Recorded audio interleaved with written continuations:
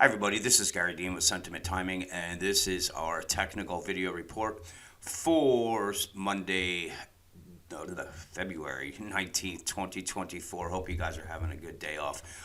Anyway, we did see some selling on Friday. I said this indicator. This is the NIAD, and it got a pretty good boost off of this, but it still has a little bit of a sell signal. But yeah, again, the bears are really they're holding on by a thread. This was a lot easier when we had the really defined one, but this came pretty close to it. So the bears don't have a whole lot of wiggle room on that one if we're going to keep that sell signal in place.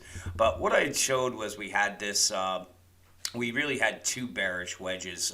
One was bigger than the other, meaning that I don't know why I took that line off, but here. So what I basically did was it's this. This is the actual two wedges that I was showing. So we have the smaller one that we broke through, did a little tap on top of it, and we headed down. So if this is going to play out, really the downside target would be right around the 49.71 area. If it's going to play this a little bit of a bigger one, we're really just looking down at this at these lows here, because this wedge wouldn't be coming from down this way. What we would be doing is really bringing it right around there. So that's a more, say, realistic wedge, and it's really looking right around that 4,900 level. But in any case, we had the sell signals in place.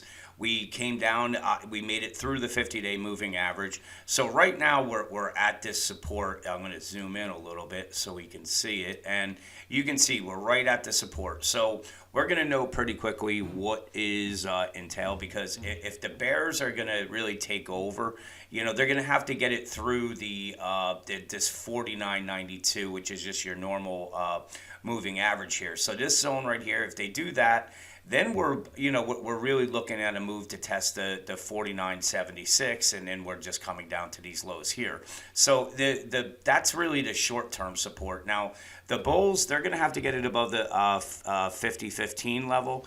If they do that, then we're coming up, and the next stop will probably be up near this 50.38 and then the previous highs. So the bulls need to get it above the 50.17 before the bears break this really the 49.92. But we have this support here too at 40.76. So the bulls have some support levels there that the bears are going to have to work through. Really to get any, say, good momentum going to the downside. If they do, then we're looking, this is really, say, the short-term bull-bear line, meaning where we would kind of get the bull's attention if this zone got taken out, because then we're looking at a move down to the 48.54 level, and the market hasn't really seen a move like that in a pretty long time. So in any case, these are your short-term parameters. If we take a look at the 60-minute chart, I kind of changed a little bit. I've been doing some research on the volume profiles, and really what it's telling us here is that we have this this support level right at the 49.18 level. That's where we came here, but the volume indicator is saying that where we really should be coming down and testing these 4,800 levels, 4,800, and you can see really the way that at least the course that I was taking on it, and what it was is when you see these little kind of open gaps here, typically what happens, whether they're on the upside or the downside, they come and get tested. So you can see this one is right between the 48.37 and the 4,800, which also coincides with the 23% retracement. But as I've been saying, if we're gonna get a decent pullback, me personally, I think a 38% retracement would be kind of respectful, just because you have, we've literally gone up, 900 points or something since really right around that November time period or late October, without any kind of retracement whatsoever. So seeing just a 38% retracement, which it's going to be a little bit easier seeing it on the daily chart here.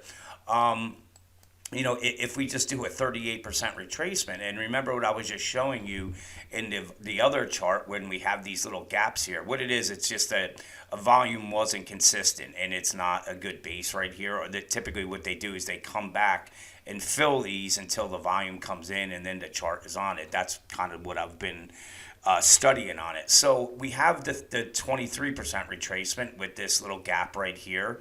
That's right around that 48.30 level. And then if it breaks through, but you can see we also have the 48.17, which is the 50-day moving average. And again, this is kind of really the important bull bear line, because if they lose this, then really the next support, just using these volume the profile, would be right around that 4,700 level, which also matches up with the 38% retracement and this support line. So to me, I mean, if we're going to get any kind of respectable, say, pullback, because like I said, this market is tired. I'm really, really surprised that it's gone this far without any kind of pullback whatsoever. But if it is, this is really the more likely area. It's going to be right between that the 4688 and and right around that 4600 level. So this would be a great buying area here. And you could also see this is the turn line right here where they gain a control.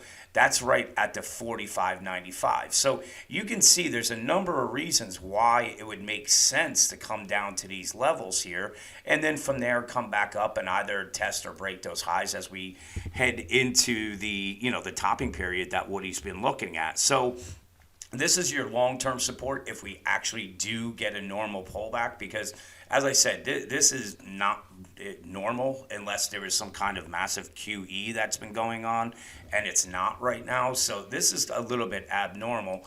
But if we just look at the 60-minute chart, again, we have this support right here with the 50-day sitting right at the at this 4,900, which also is getting pretty close to this support area on the volume profile, which is also matching up with that. So the bears are going to have to push it. First thing they're going to have to do is get through the 50-day moving average.